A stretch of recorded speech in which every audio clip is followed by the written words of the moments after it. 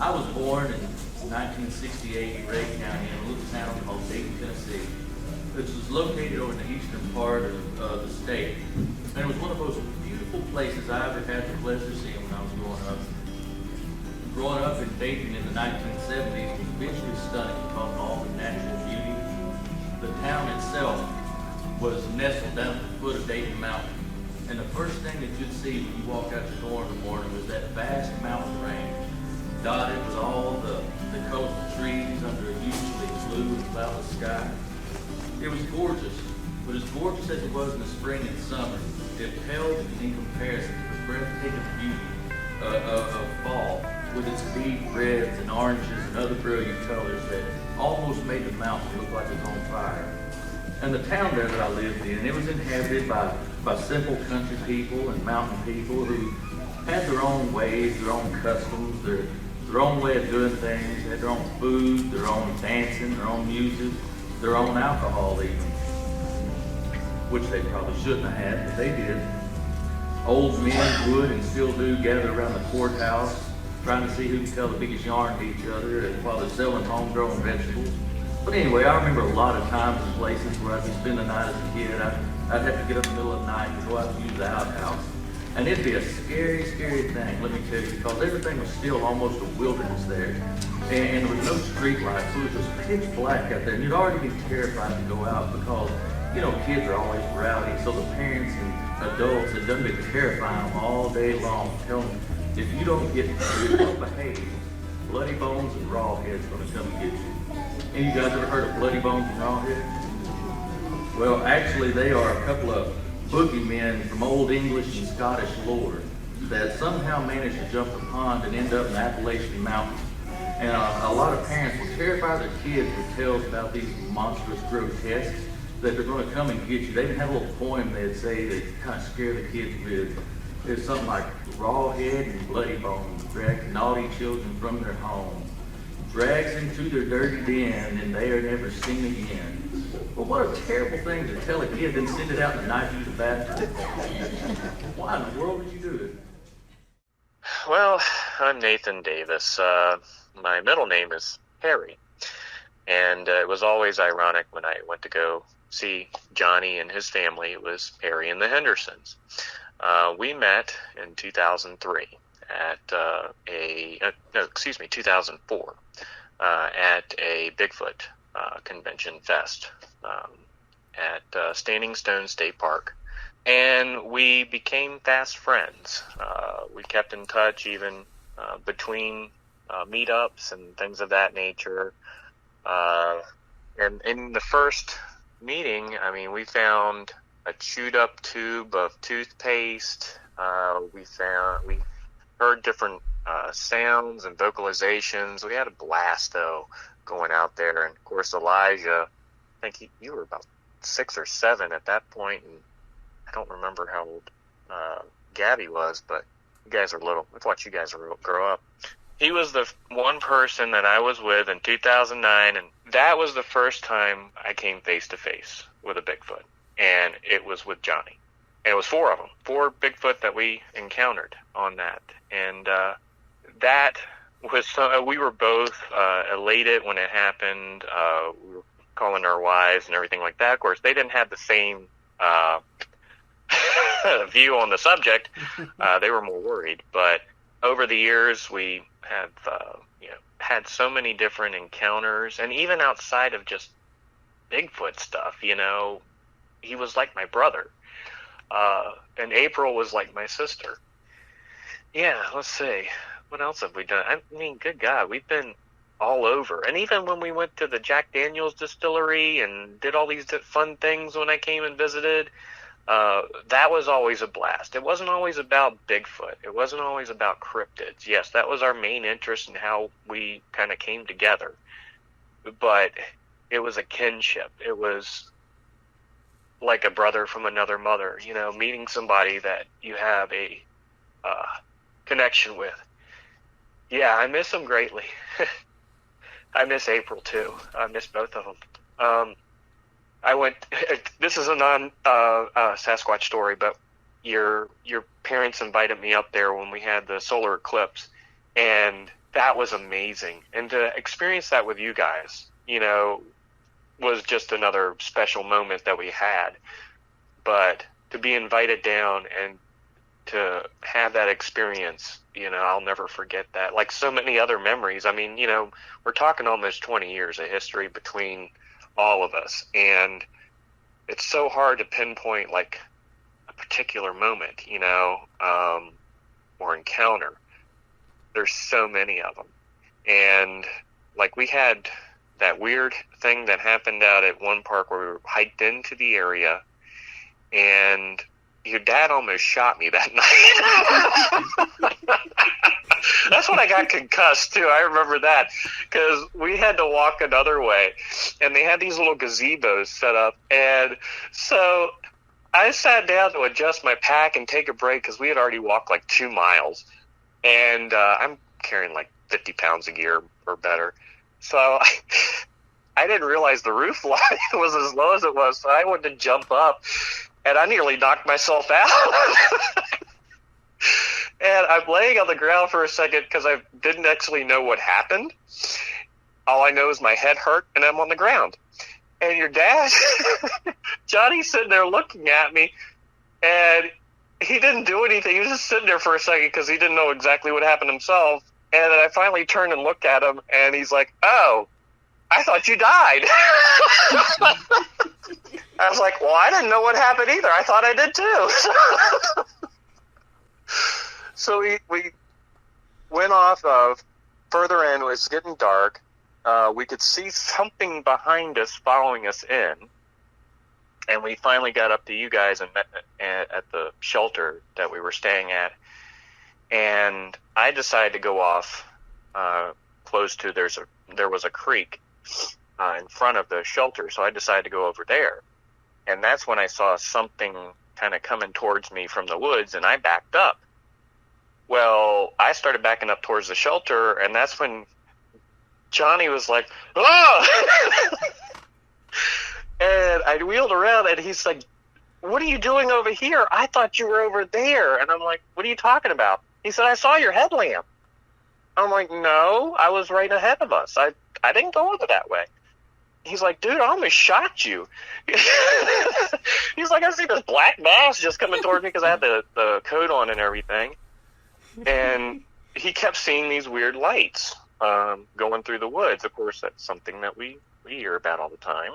And talking about the 2009 incident was always, there's humorous parts to that, especially when the thing screamed at us, because we were standing in the cemetery, and that's after we had come back from another area, and we had gotten a little bit of activity, but I think they followed us out. And we were standing in this cemetery that's kind of hooped with woods around it. And the woods to the right of us, it's very shallow. It goes down to the road. And something was in there, and it let out this blood-curdling, I don't even know what it was. It's not like a scream. It was a garbled mess of noises that reverberated through our chest. And I wheeled around when this happened to look at Johnny. He's sitting there grabbing his chest like Fred Sanford and stumbling backwards. And I'm sitting there going, "Are you okay?" "Are you okay?" He's like, "Yeah, I'm fine. And he's sitting there trying to turn the light on to see what's going on. And that's when he got mad and sat there and said, "It's that ranger. He's doing this." I was like, "I don't think a ranger or any human could make that sound, Johnny." And he's like, "No, we're going to go around." So we had to walk around the wood line to go see if the ranger was out there screaming at us in an ungodly volume, and there was nothing there. And that's when we sat on the fence line, and not too long later, we started smelling a horrible, skunky BO odor. And it was coming from a bridge a little ways down from us. And when I shined my light down there, that's when we started seeing the eye shine. And we caught one under the bridge there. It was poking its head out. And they started moving closer to us. And that's when the one appeared behind the garbage can, because we were walking backwards, and there was a garbage can between a soccer field and baseball diamond, and we passed by that, and I was shining my light around. My light hit that garbage can, and there was one crouched down behind that garbage can looking at us. And Johnny later on said that he thought it had reddish hair. To me, it looked jet black, but he had a different angle than I did, so it could have had a reddish tint, and I just couldn't see it. But it watched us intently as we backed up to the car and decided to get out of there because it was getting pretty crazy. With everything, to me, this is my favorite book. You know, I've read this so many times, the covers come off. I've got it duct taped together. This is my Bible. I've often told my wife and kids, if the house catches on fire and you can only get one thing of mine out, get my Bible. And this book, I mean, to me, it's the foundation of everything.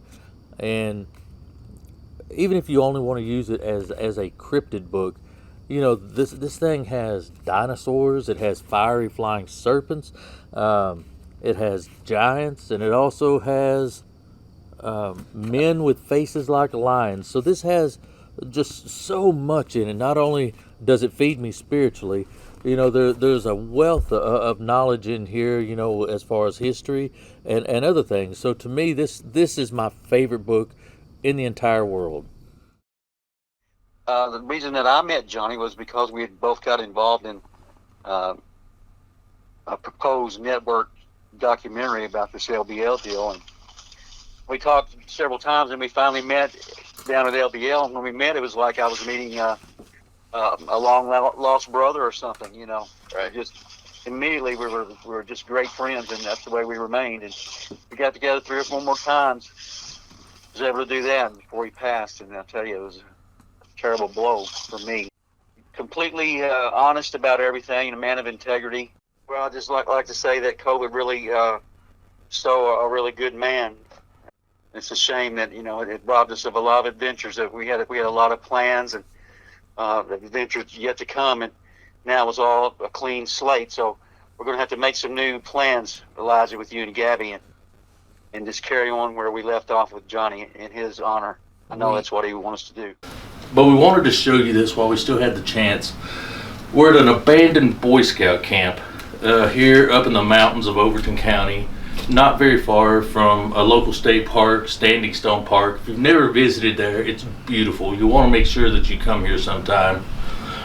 But we used to come here all the time and do a lot of Bigfoot research with our good friend Nathan Davis, who will always be Cryptid Studies Institute royalty. But we would come up here oftentimes, and we'll show you around the landscape more in a few minutes. But we'd sit up here on the bluffs at night, and you could hear these Sasquatch screaming from ridge top to ridge top, back and forth at each other. It was very, very frightening up here. This whole area used to be a hotbed. I mean, a literal hotbed for Sasquatch activity. So we appreciate you guys sticking with us. We know that we haven't put enough stuff out recently. We've been dealing with a personal tragedy. My wife, April Henderson, we found out she has stage 4 cancer. We're doing all that we can to try to get her up and about and well. But while we're up here vacationing in the mountains, we're spending Christmas in a cabin over in Standing Stone State Park, which is just a rock throw from here. We wanted to come back to one of our first research areas over here outside the park, and do a nightmare nugget for you, a small one, you know, and show you around a little bit here. It is bitterly cold today, somewhere about 16 degrees. It's Christmas Day, but while other families are getting ready for the holiday meal or nestled around a tree, we wanted to do something for you guys. So we're trying to make it count. It's just starting to snow. We're in what used to be a hotbed of Sasquatch activity, and hopefully you'll like the video, and we thank you and Merry Christmas and have a Happy New Year, and hopefully this COVID thing will go away and we can all get back to normal. We'll see you guys at a convention somewhere. We love you very much. We love y'all. Have a very Merry Christmas. It was like I talked to him twice before we really talk. I had just done a Vic Cundiff show, and I was talking to Vic about people locally in my area that I'd like to talk to. And the first person Vic brought up was Johnny. He was like, boom, Johnny Henderson. He didn't even hesitate.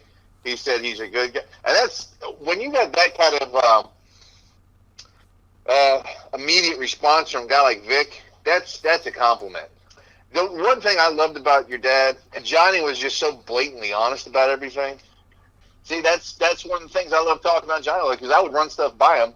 Or I remember calling you guys in December, like 2 years ago, hearing this crazy story I heard, and said, what do you think about that? And Johnny's like, well, believe it or not, I've kind of heard the same thing.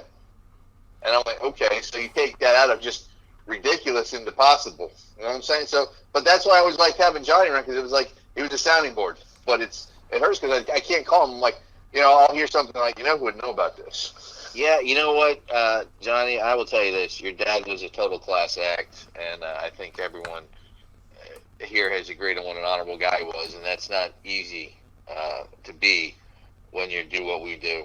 And I can tell you right now, your dad and your mom are shining down looking at both you guys, and they're damn proud of you.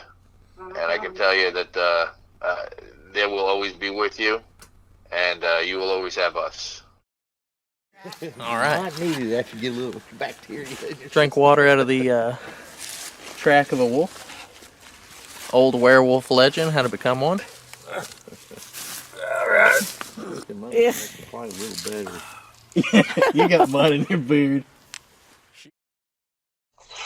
So I met Johnny Henderson and his children and his wife about a year and a half ago, and we worked together on a couple of different projects. One in particular was about the LBL, and a person that claimed that they were a witness to the LBL. His name was Roger, and we all became friends.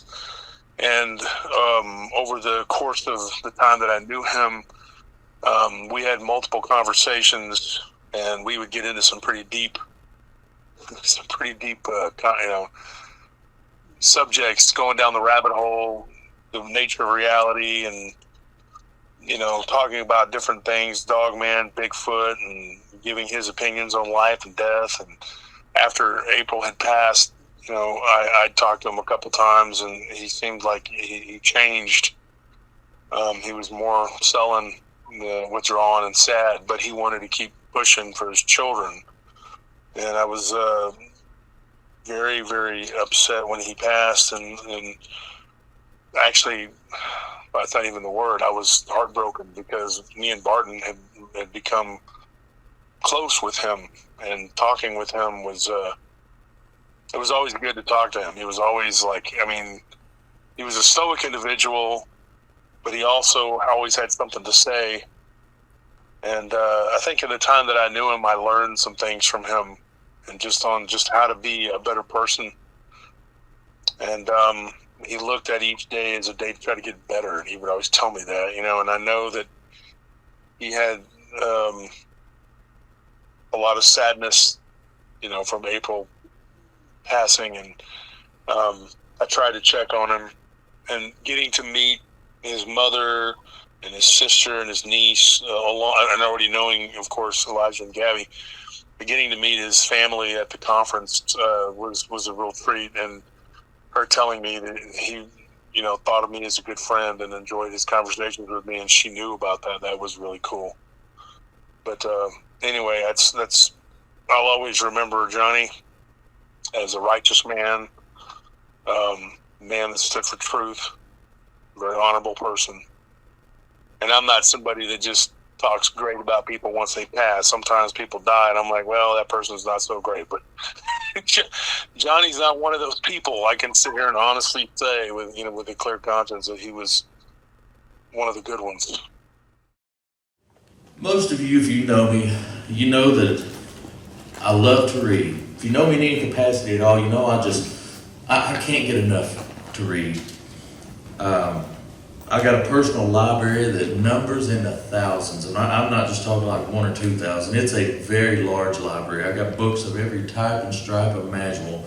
Books on Appalachia, religion, science, how-to, Indians, just anything you can think of. I even have a large occult library, because a lot of times as an evangelist or preacher, you have to be able to research something before you can show somebody how it's wrong, you know, because they may believe in their heart that something's right, and you may say, no, look, from their own writings, this is a bad thing you're doing. But I have all kinds of books, and I'm a voracious reader. But what you guys don't know is when I was in the second grade, I was in special reading, special ed. I wasn't the brightest bulb in the shelf, or in the fixture. I was kind of a dullard until I started reading, of all things, comic books. And comic books actually started being a turning point in my life, because as I read these things, I could look at the pictures and kind of make out the story, what was going on, but I really didn't know what was going on. So I was kind of forced to go to the dictionary, and I'd have to look up words that I didn't understand. So as I looked these up, it kind of broadened my horizons. So me and the dictionary become real good friends over the years, and now because of that dictionary, I have a vocabulary out of this world. People are all the time saying, that's not even a real word, and I'm like, yes it is. So learned a lot of words, and also learned from reading these comic books, because I grew up in an era when the men that wrote these books were largely patriotic. They had respect for the office of the president. They didn't treat women badly. They still believed in God. That they seem to have a stronger moral fiber than they do today. So comic books tend to get a bad rap, but really they had strong moral fibers in a lot of these books. And I always loved that, to teach you to do the right thing, no matter what the cost. It's not easy to do the right thing. And a comic book is usually the first line of defense against illiteracy with children, because they'll read a comic book and they won't read anything else. So I always loved reading them growing up. I just wanted to say I'm excited to get back out there with you guys, and rest in peace, Johnny and April. Love them. Love them. I mean, some of my earliest memories really involve him in cryptozoology, because I remember just being a tiny thing, and he'd tell us stories about, like, the Beast of Gévaudan, or the Ghost in the Darkness, called the Tsavo Lions also, or he'd be watching The Legend of Boggy Creek with us, always had us out in the woods. So he really introduced us to and exposed us to this kind of stuff from a very early age. I mean, some kids got Goldilocks and the Three Bears, we got the Beast of Gévaudan, and we thought it was super cool. Oh my god, that reminds me of that kid. Remember that kid in the tent in the woods? We were laughing hysterically. Of course, I was sleep deprived from the drive. It was like 12 hours. And I was like, all right, let's go out, squatching right after I get there. And we go out, and this kid is out in the woods camping illegally in a park with his girlfriend, which we didn't know at the time. But he was out there with a light searching around. And he came up to us, and he's like, "Oh, I'm looking for something. I can't remember if it was a cell phone or something."